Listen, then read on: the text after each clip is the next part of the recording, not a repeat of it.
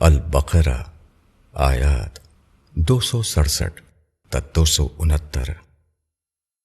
اے ایمان والوں، خرچ کرو عمدہ چیز کو اپنی کمائی میں سے اور اس میں سے جو ہم نے تمہارے لیے زمین میں سے پیدا کیا ہے، اور ردی چیز کا قصد نہ کرو کہ اس میں سے خرچ کرو، حالانکہ تم کبھی اس کو لینے والے نہیں، الا یہ کہ چشم پوشی کر جاؤ، اور جان لو کہ اللہ بے نیاز ہے، خوبیوں والا ہے۔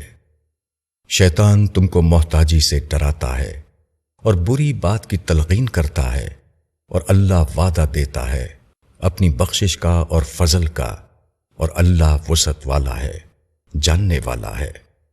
وہ جس کو چاہتا ہے حکمت دے دیتا ہے، اور جس کو حکمت ملی اس کو بڑی دولت مل گئی، اور نصیحت وہی حاصل کرتے ہیں جو عقل والے ہیں۔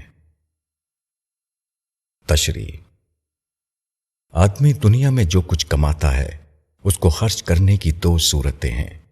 ایک یہ کہ اس کو شیطان کے بتائے ہوئے راستے میں خرچ کیا جائے، دوسرے یہ کہ اس کو اللہ کے بتائے ہوئے راستے میں خرچ کیا جائے۔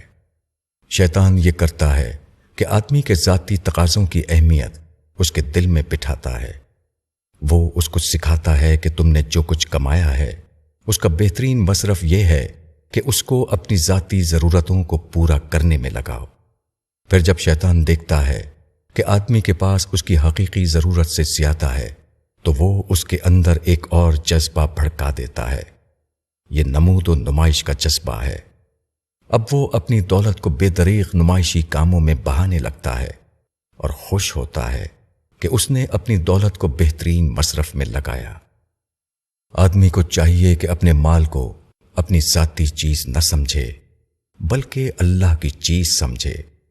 وہ اپنی کمائی میں سے اپنی حقیقی ضرورت کے بقدر لے لے اور اس کے بعد جو کچھ ہے اس کو بلند تر مقاصد میں لگائے۔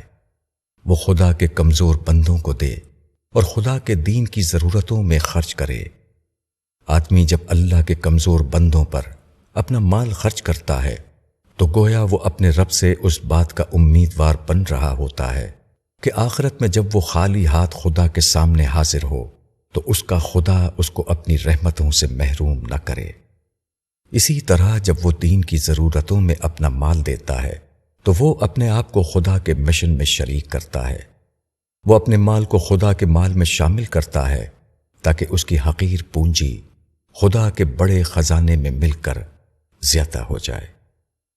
جو شخص اپنے مال کو اللہ کے بتائے طریقے کے مطابق خرچ کرتا ہے وہ اس بات کا ثبوت دیتا ہے کہ اس کو حکمت و دانائی میں سے حصہ ملا ہے۔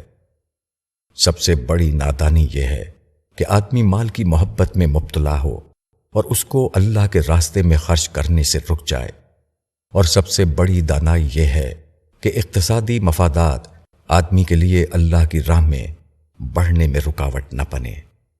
وہ اپنے آپ کو خدا میں اتنا ملا دے کہ خدا کو اپنا اور اپنے کو خدا کا سمجھنے لگے۔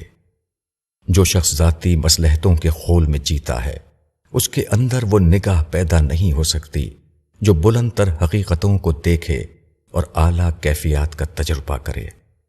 اس کے برعکس جو شخص ذاتی مصلحتوں کو نظر انداز کر کے خدا کی طرف بڑھتا ہے وہ اپنے آپ کو محدودیتوں سے اوپر اٹھاتا ہے۔ وہ اپنے شعور کو اس خدا کے ہم سطح کر لیتا ہے جو غنی و حمید اور وسیع و علیم ہے۔